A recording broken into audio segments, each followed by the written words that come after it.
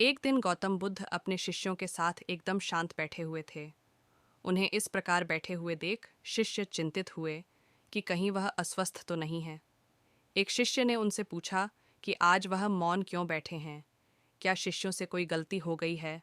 इसी बीच एक अन्य शिष्य ने पूछा कि क्या वह अस्वस्थ हैं, पर बुद्ध मौन रहे। तभी कुछ दूर खड़ा व्यक्ति जोर से चिल्लाया, आज मुझे सभा में बैठने की अनुमति क्यों नहीं दी गई है। बुद्ध आंखें बंद करके ध्यान मग्न हो गए।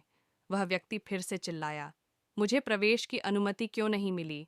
इसी बीच एक उदार शिष्य ने उसका पक्ष लेते हुए कहा कि उसे सभा में आने की अनुमति प्रदान की जाए।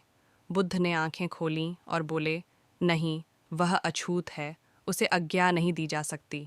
यह सुनकर शिष्यों को बड़ा आश्चर्य हुआ। बुद्ध उनके मन का भाव समझ गए और बोले, हाँ, वह अछूत है। इस पर कई शिष्य बोले, हमारे आश्रम में जात पात का कोई भेद ही नहीं, फिर वह अछूत कैसे हो गया। तब बुद्ध ने समझाया, आज वह क्रोधित होकर आया है। क्रोध से जीवन की एकाग्रता भंग होती है।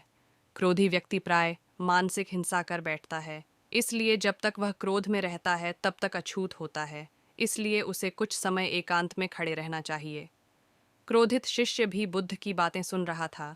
पश्चाताप की अग्नि में तप कर वह समझ चुका था कि अहिंसा ही मनुष्य का महान कर्तव्य व परम धर्म है। वह बुद्ध के चरणों में गिर पड़ा और कभी क्रोध न करने का प्रण लिया। शिक्षा आशय यह है कि क्रोध के कारण व्यक्ति अनर्थ कर बैठता है और पश्चाताप उसे बाद में होता है, जिसका कोई लाभ नहीं मिलता। इसलिए हमें क्रोध नहीं करना चाहिए। असल मायने में क्रोधित व्यक्ति अछूत हो जाता है और उसे अकेला छोड़ देना चाहिए। क्रोध करने से तन, मन और धन तीनों की हानि होती है। क्रोध से ज्यादा हानिकारक कोई और वस्तु नहीं है।